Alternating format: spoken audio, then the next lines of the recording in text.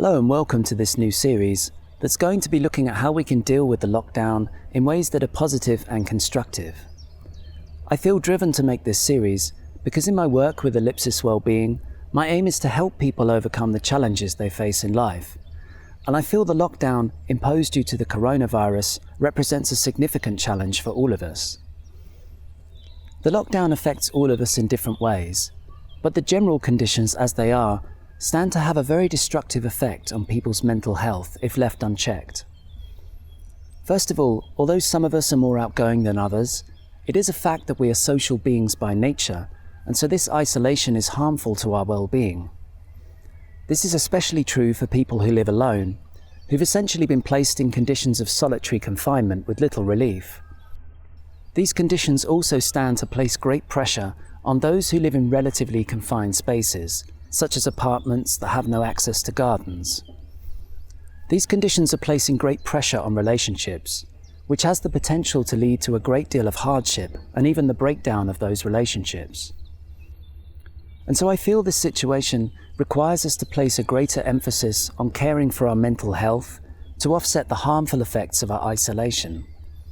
Although we don't know how long these conditions will persist, we do know they will continue for a significant period, and so this self-care is very important.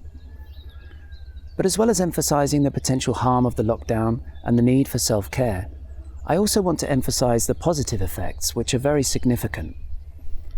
Under normal conditions, most of us are extremely busy, which gives us very little time to consider the way we live as we rush from one activity to the next. But the lockdown has removed many of the activities of daily life in a way that creates space so that we can put more attention on the way we approach life. In this way, the lockdown is actually presenting a wonderful opportunity for us to achieve a greater level of self-knowledge and understanding, and this could lead to brighter days on the other side of the pandemic.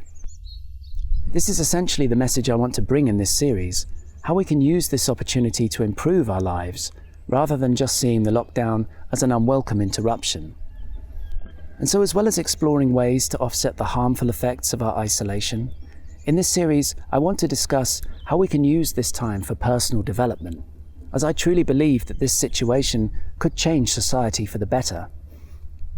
One of my friends recently shared a post on social media saying that if we simply go back to the way things were once this situation passes, we will have missed a wonderful opportunity to reach a better standard of living, and I strongly agree with this point of view.